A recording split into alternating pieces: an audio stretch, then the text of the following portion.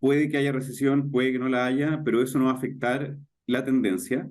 Y de hecho, quizá vale la pena recordar que muchas de las compañías eh, muchos de estos casos emblemáticos de startups, eh, algunos de los cuales ya han hecho IPO, nacieron en la crisis del 2008, ya a raíz de las oportunidades que se prestan ahí. Entonces, creemos que realmente no hay un mejor momento que este para invertir en startups. Bienvenidos a Invierte, Impulsa y Evoluciona, un podcast de WordTap Capital en el que hablaremos de lo más relevante del capital privado en México. Bienvenidos a Invierte, Impulsa y Evoluciona, un espacio donde hablamos de capital privado y emprendedor. Soy Evelyn Villarello, editora de contenido de WordTap Capital, y en este episodio hablaremos sobre el escenario de capital privado en América Latina, su consolidación, qué posición ocupará nuestro país y cómo puede transformar el desarrollo de las startups en la región. Para hablar de este tema, tenemos un invitado con mucha experiencia al respecto. Él es Juan Oraldi, gerente general del Fondo de Capital Privado Magical, con un portafolio evaluado por $300 millones. La experiencia de Juan lo ha llevado a participar en el desarrollo de empresas en América Latina y el estímulo de la región. Bienvenido, Juan, me da mucho gusto saludarte. ¿Cómo estás? Para comenzar la charla, quisiera que nos platiques qué sucedió en el evento de Magical Summit, que si bien está organizado por el fondo que eres gerente general, pues cuéntanos qué percibieron y cuál es la evolución que tienen para Venture Capital en la región. Súper. Mira, bueno, primero comentarte que este es un evento en que participan actores del ecosistema. O sea, no es un evento donde haya mucha, digamos, foco académico, sino que los speakers son siempre emprendedores, fondos de inversión, gente que está efectivamente operando en el ecosistema. Y, y si bien el evento tiene la misión de acelerar el desarrollo del ecosistema de emprendimiento e innovación, todos los años ponemos algún foco. Este año había muchas ganas de conocer, sobre todo de parte de los emprendedores y de los inversionistas, cuáles eran las visiones en las cuales la mayoría coincide respecto de qué es lo que se viene en el espacio del Venture Capital y sobre todo cómo le está afectando la sombra de la potencial recesión que se viene. ¿Ya? Y bueno, hubo varias compañías ahí bien reconocidas, estuvo Betterfly, estuvo Book, tuvimos fondos de inversión también bueno, Fen Ventures, hubo fondos también de Estados Unidos. Y lo que fue re interesante, en verdad, muy interesante, es que todas las charlas, desde distintas perspectivas, más o menos, contaron un poco el mismo relato y la misma visión. ¿Ya?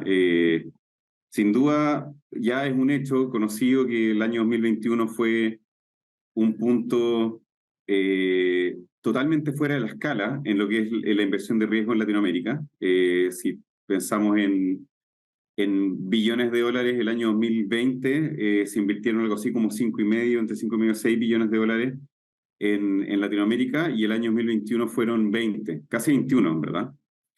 Y luego hubo una desaceleración para el año 2022, ¿ya? Y esa desaceleración entre el año 2021 y el 2022 asustó bastante, como si se pensara que esto, hasta los más extremos diciendo que había una burbuja, me entendí, obviamente, pero sin embargo, todas las visiones, y nosotros esto un poco igual lo veíamos de antes, pero se aunan alrededor del siguiente fenómeno, y que es que si uno efectivamente saca el año 2021 de la data, ¿ya? El año 2022 igual es mayor al año 2020, y sobre todo el retroceso que ha habido se ha concentrado en lo que son las mega rondas. Esto es data, está súper confirmado, digamos. Y las mega rondas me refiero a las rondas de cientos de millones de dólares, las más grandes.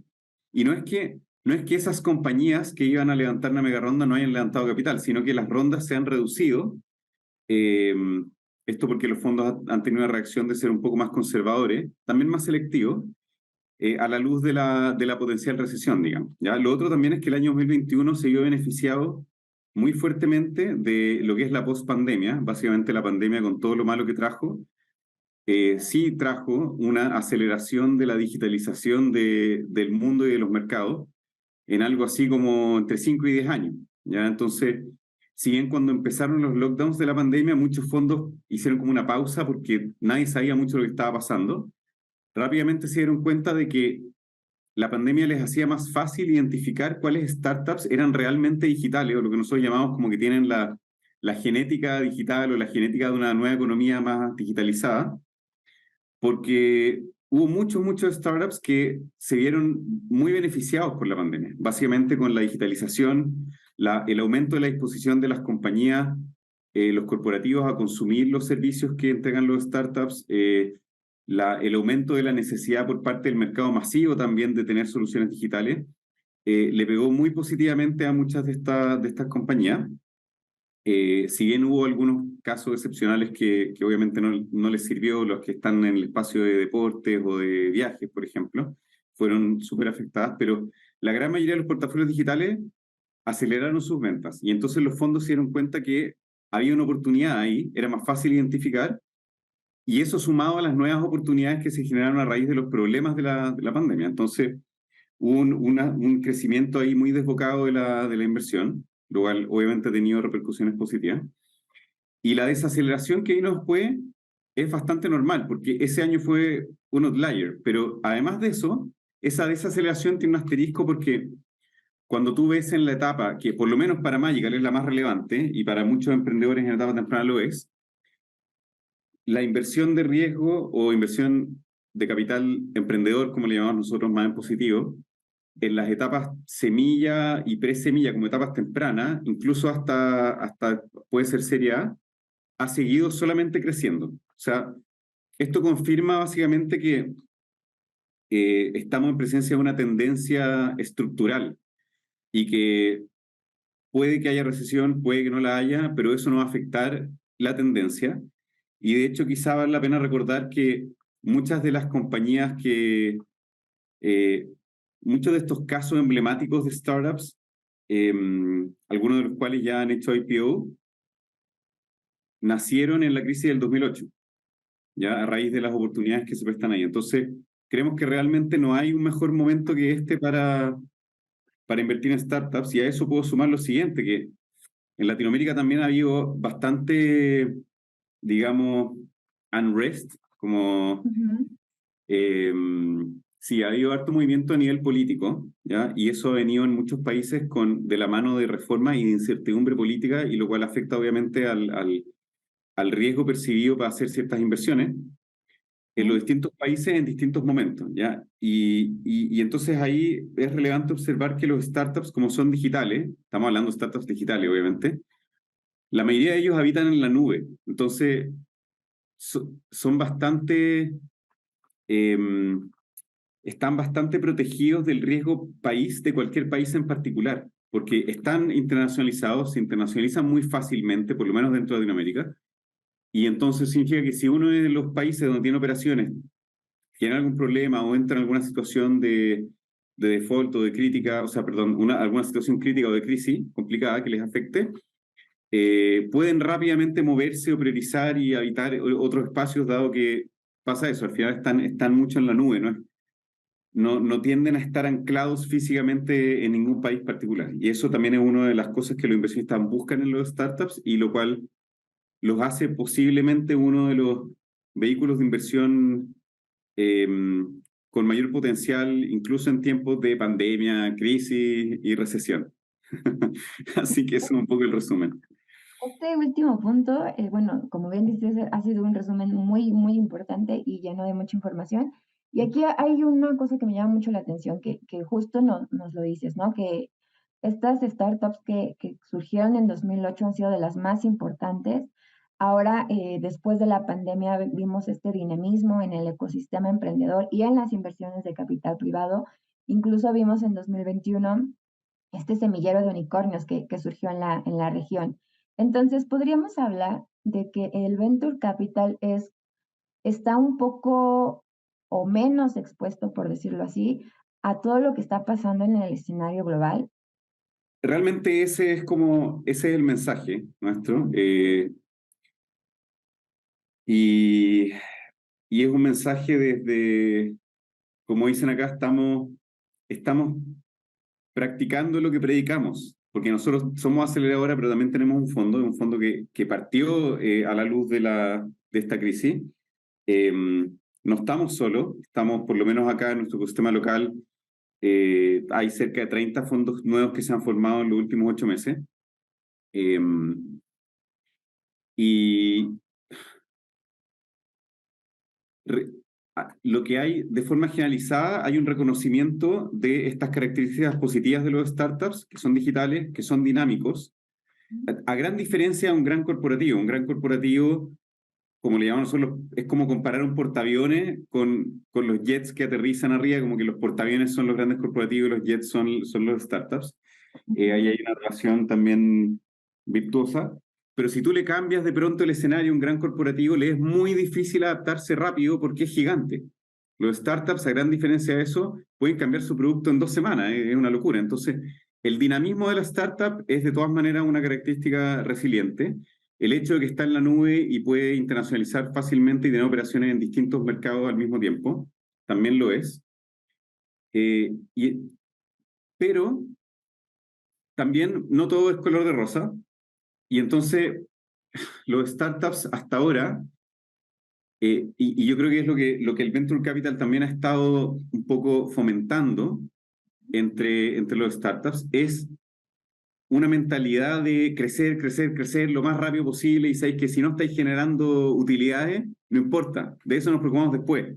Ahora es crecer, crecer, crecer, y para eso levanta capital, y hay mucho capital disponible, más que nunca antes, en particular en Latinoamérica, y entonces como que el crecimiento manda, ¿ya? Y ahora el escenario del mercado mundial está cambiando un poco, hay un grado de desaceleración que ya se está viendo, y entonces lo que están buscando los fondos ahora, y también porque se han achicado un poco las rondas se han achicado porque los fondos también están utilizando este escenario de incertidumbre para castigar un poco las valorizaciones de los estados. O sea, están siendo más selectivos y están siendo también un poco más conservadores con respecto a las predicciones de crecimiento, pero también más conservadores al exigir, digamos, con cómo debieran ser los planes de los startups, ¿ya? O sea, hoy día el fondo no te dice tanto, oye, tenés que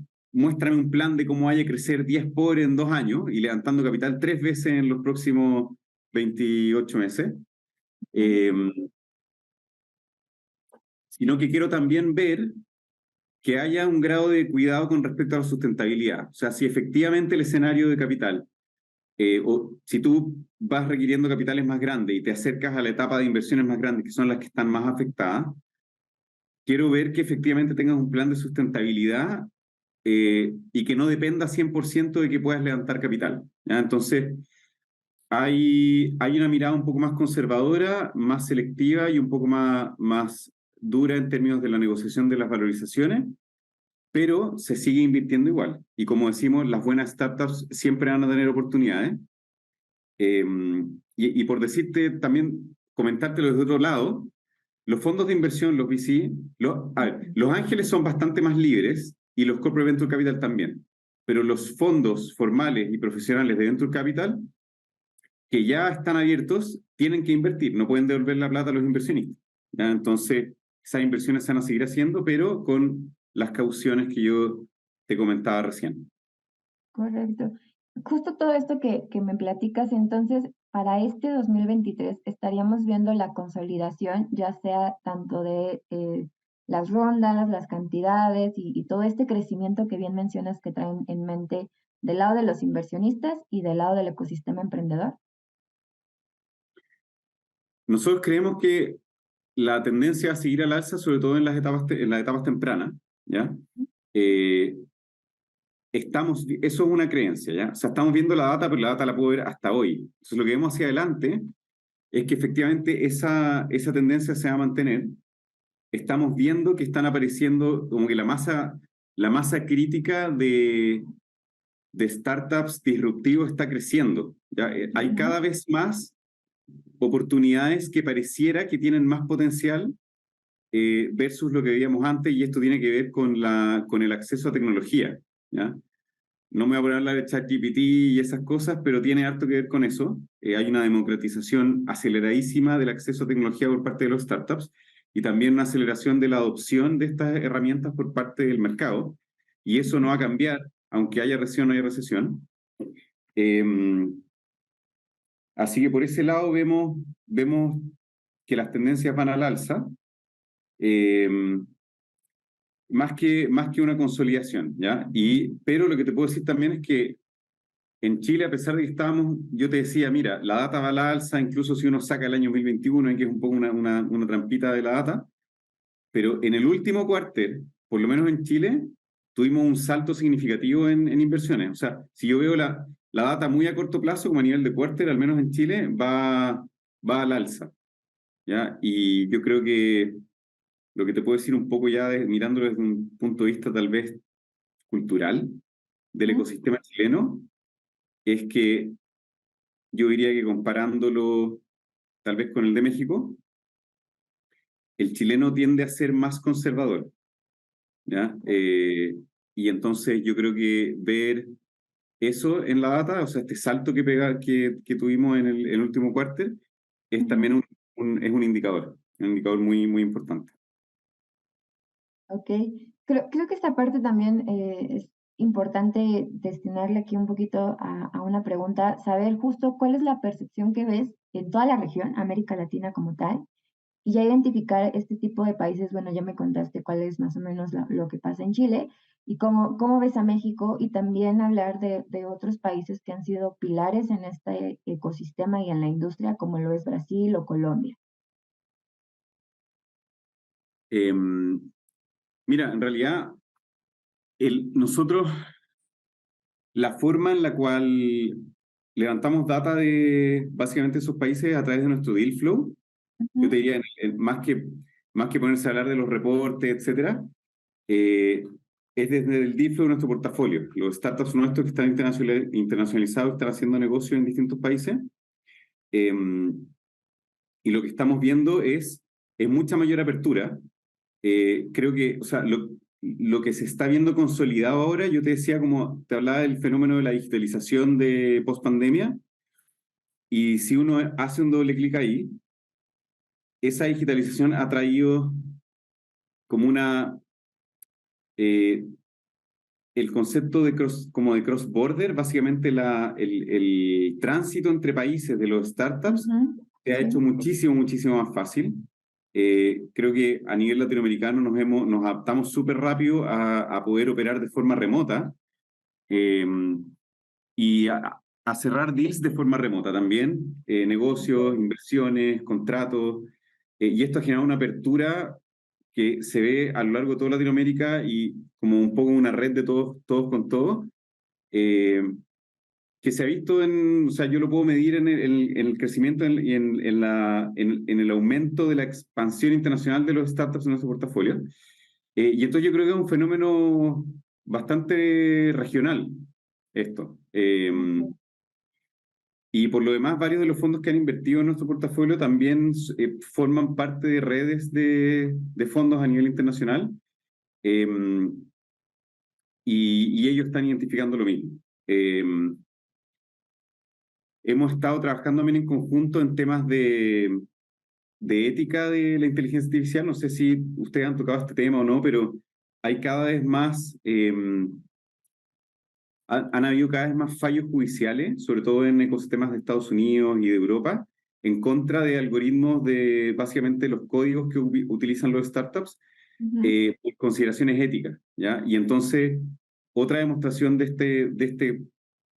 esta mayor apertura y mayor interconexión de la región es que esas consideraciones se están ahora empezando a ser evidentes acá en la región, y muchos de los fondos de inversión regionales están implementando, tratando de implementar estas normativas de Estados Unidos y Europa, en la etapa más temprana posible, o sea, tratando de que los startups, incluso desde que los fondos de inversión están evaluando las compañías, puedan empezar a considerar estas normativas, preparándose para el momento en el cual vayan a dar el salto internacional, y que no ocurra que un startup que puede estar muy crecido en Latinoamérica va a apuntar a un mercado europeo o norteamericano y entonces se encuentre con que hay leyes, porque acá todavía las leyes acá existen políticas, pero todavía no hay leyes muy fuertes, porque obviamente siempre la legislación va más lento, Ujú. y entonces se encuentren con un muro legislativo que les impida crecer allá, y eso es algo que es relevante tanto para los fundadores de los startups como para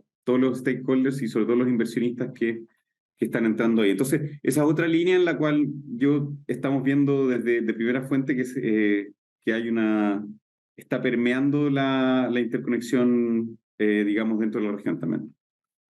Ok, esto último es súper importante porque también el año pasado, desde finales del 2021, se decía esta oportunidad que tiene la región, tanto para emprender como para los inversionistas de impulsar este tipo de emprendimientos o startups, era justo la oportunidad que hay en diferentes sectores, ¿no? De desarrollarse, pero esta parte que mencionas, súper clave de tener un modelo que pueda funcionar en cualquier mercado, pues va a ser fundamental, ¿no? Para cualquier país de la región.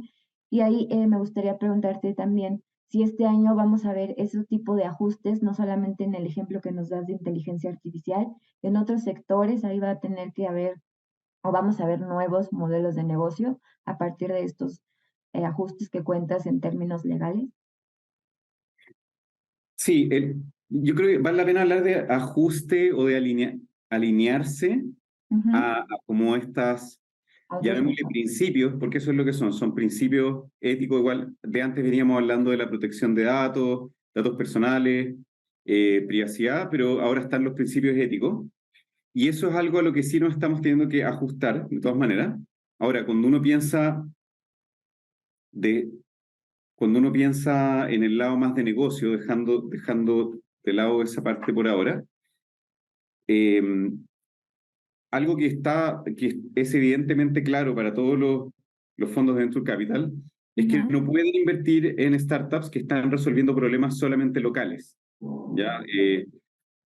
A- s- Algunas de esas pueden ser buenas inversiones en escala menor, ¿me entendís? Pero los Venture Capital están buscando potencial de expansión internacional siempre, y entonces cualquier startup que pretenda levantar capital con un fondo de venture capital tiene que estar apuntando a resolver un problema global, ¿ya? Ahora, eh, existe una oportunidad también que es una de las ventajas de estar en Latinoamérica, del punto de vista puede ser de un inversionista, pero sobre todo de un startup, y no haber nacido, entre comillas, en Estados Unidos, por ejemplo, ujú, es que hay mucha oportunidad porque todavía hay nivelación que hacer y existen muchos problemas que resolver con tecnología en Latinoamérica, que puede ser que estén resueltos en Estados Unidos y en otros lados, pero acá no.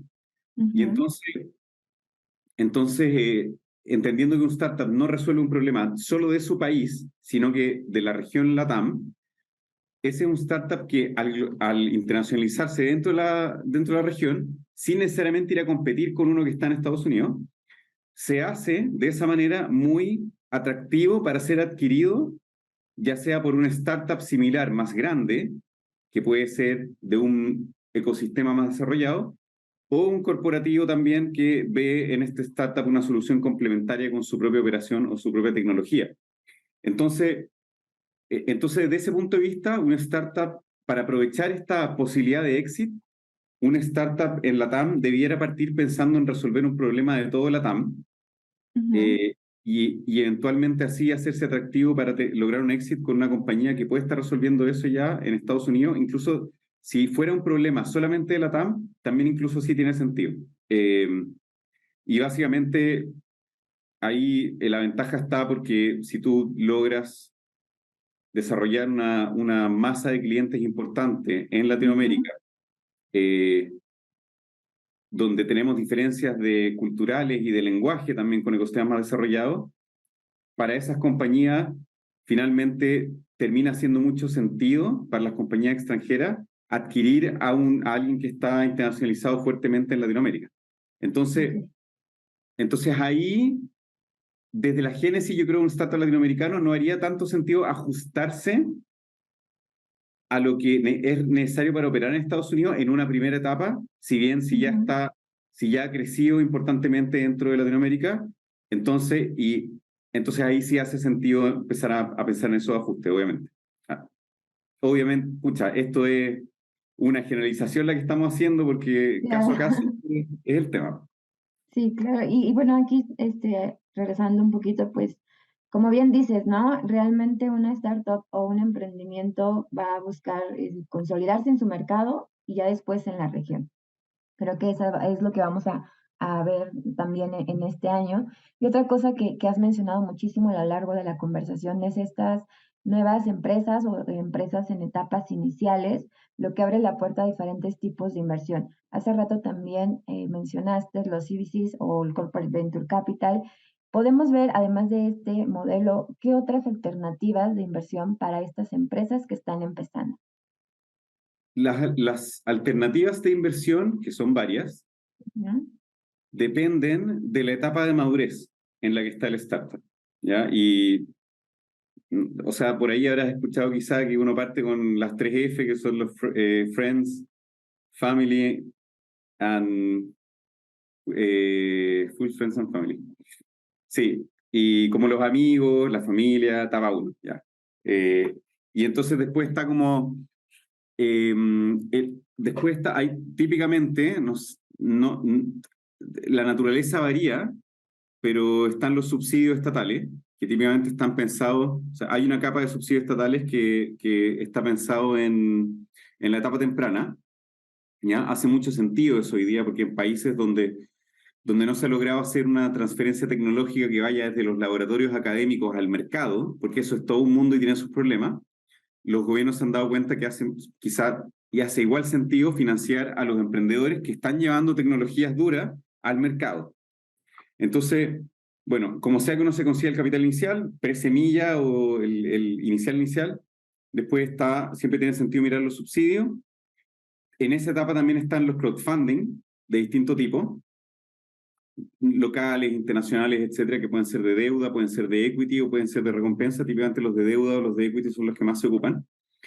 Después vienen los inversionistas ángeles o quizás en paralelo, las aceleradoras también, Venture Capital, Corporate Venture Capital, que es una tendencia al alza muy acelerada ahora en Latinoamérica. Junto con eso están los Family Office, que están entrando también al juego. Algunos están entrando como socios en algún fondo, pero hay algunos que están entrando de forma directa y tiene sentido mirarlos también. Y algo re interesante que queda ahí entre medio son los similares al SSX, Startup Stock Exchange, que en Chile ahora hay un segundo proyecto que está piloteándose, que es Ujú. básicamente un mercado de capitales donde los startups puedan hacer como una IPO semilla, digamos, como en lugar de hacer rondas de capital vía notas convertibles o vía equity, que puedan emitir acciones, ¿ya? Ok. Y eso es algo que está piloteando por segunda vez en Chile. No estoy al tanto de proyectos de este tipo en Latinoamérica, me imagino que los hay, pero esa es otra también otra de las alternativas. Sí. Ok, y de manera particular también otra, bueno, además de este nuevo que nos mencionas que está sucediendo en Chile, el de la deuda convertible, perdón, o Venture Debt, perdón, ¿qué va a pasar para este año con este tipo de inversión? Mira, algo muy positivo que hemos visto acá, por lo menos, es la estandarización del mutuo convertible. ¿Ya? Esto ha sido, yo creo, un esfuerzo un poco de la Asociación Chilena de Venture Capital, la ACVC. Ujú, También ha sido la disposición de los fondos de sumarse a eso. Hemos logrado un documento estándar que permite hacer, es el símil de una nota convertible, básicamente, de una deuda convertible. Y entonces la estandarización de eso es muy positiva para el ecosistema. No creo que sea la versión que va a seguir de aquí para siempre porque se sigue aprendiendo un ecosistema que es más o menos temprano. Y lo que estamos viendo sí es que el SAFE está empezando a permear también, que el SAFE es el estándar de Estados Unidos, de Y Combinator. Lo hemos visto también en México, en Costa Rica, y lo estamos viendo también en empresas chilenas que están constituidas en Estados Unidos, el SAFE. Entonces, todo lo que sea estandarización del documento de inversión es algo súper positivo porque muchas inversiones se caen ahí. Se caen cuando alguna de las dos entidades no reconoce este estándar y cuando tú no reconoces un estándar y como estos son contratos entre privados, ujú. hay un espacio infinito para empezar a ponerse en caso futuro, inventar cláusulas, etcétera. Entonces, todo lo que sea estandarizar siempre es muy positivo. Yo creo que en Chile, por lo menos hasta ahora, estamos haciendo un buen trabajo en ese sentido. Correcto. Oye, y también otra cosa que nos has mencionado, además de estas alternativas y todo lo que hemos platicado a lo largo de este episodio, Es la tecnología, la inversión en la tecnología. Sin duda, a partir de la pandemia vimos este dinamismo y por lo que me cuentas, este año no va a ser la excepción. Acá me gustaría que nos platiques qué otro tipo de inversiones van a estar robándonos ahí la atención, sobre todo para el Venture Capital. Mira, a ver, en el 2021, como hablábamos que hubo este boom de inversión de capital, Ujú, junto con eso se consolidaron varias líneas. ¿Qué es lo que llamamos industrias cuando pensamos en cómo clasificar a las industrias donde aplican o donde están apuntando los startups, ¿ya? Una que sigue muy, muy fuerte es obviamente FinTech, ¿ya? Se consolidaron EdTech, InsurTech, de tecnología para temas de seguro, ujú, PropTech también, eh, y muchas derivadas de ciencias de la vida, ¿ya? De life sciences, básicamente. Eh, y más que decirte como, oye, va a haber una más de esas que va a aparecer ahora, lo que estamos viendo es básicamente la inteligencia artificial aplicada a esas industrias, porque antes no necesariamente una fintech ocupaba inteligencia artificial o una solución tecnológica para medicina, por ejemplo. Pero ahora está esta tecnología que es cross y que se suma a todas estas líneas, y sin duda eso es lo que está pasando ahora, es la revolución innegable.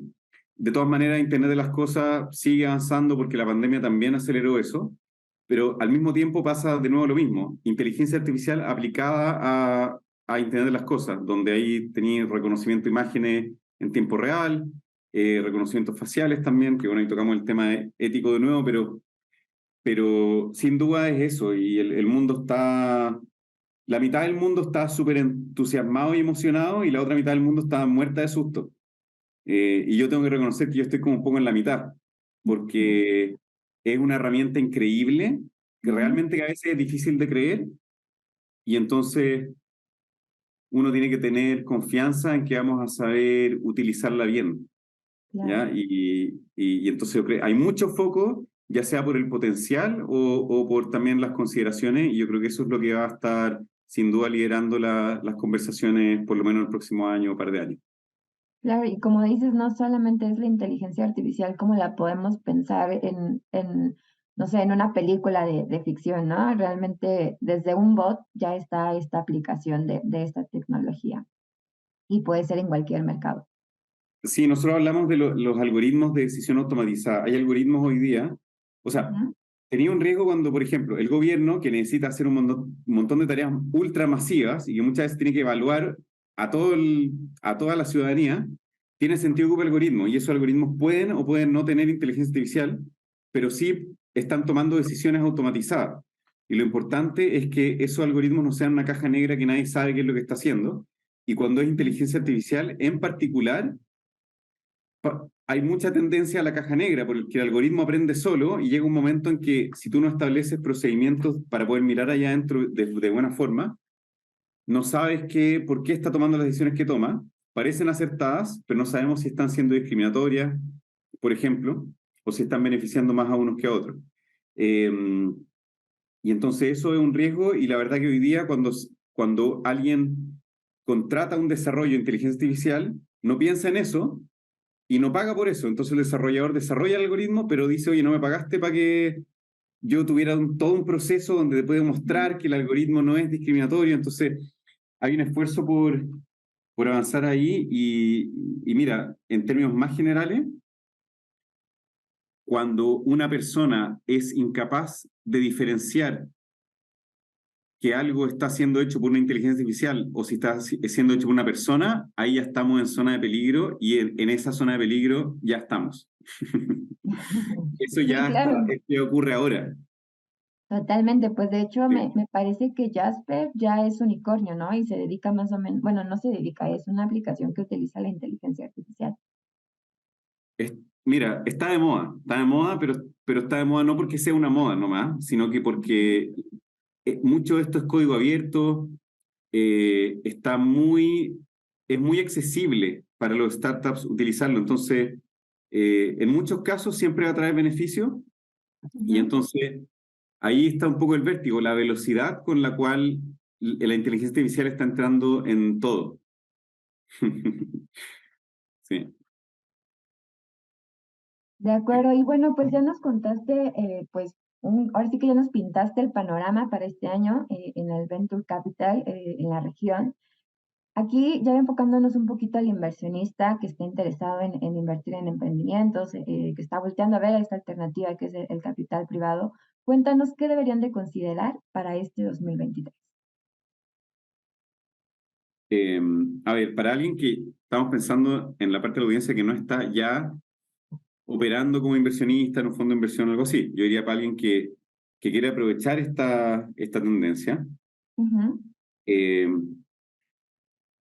de todas maneras, yo diría, o sea, yo no recomendaría invertir directamente en startups, ¿ya? Yo recomendaría invertir a través de un fondo de inversión, de una aceleradora, de alguien que administre un portafolio. Obviamente por diversificación de riesgo, pero también porque eh, cuando el startup donde tú inviertes forma parte de un portafolio, hay mucha sinergia dentro de ese portafolio y además vas a estar, si tú tienes mucho tiempo para dedicarle a participar y estar encima de ese startup, que cuando uno invierte en etapa temprana debería hacer eso, debería tener tiempo para involucrarse, eh, estar con los fundadores, saber en qué están, participar. Eh, Eso va a estar complementado con un equipo profesional que complementa tu experiencia como potencial inversionista. Bueno, eso es una cosa, como no, tal vez no meterse directo en 2 o 3 startups, sino que invertir en portafolios, por ese y otros motivos.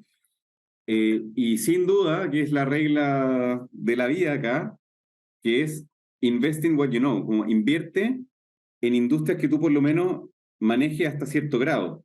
Ya, o sea, si vas a invertir en una startup del área médica, de la medicina, aunque el startup sea un software digital, ojalá que tú tengas algo de experiencia en esa industria. Puede que no tengas experiencia ni en inteligencia artificial, ni en temas digitales, ni nada de eso, pero por lo menos que conozcas el sector de la industria donde ese startup va a estar operando, porque vas a tener mucha mayor probabilidad de agregar valor y también, qué sé yo, contactos comerciales, etcétera.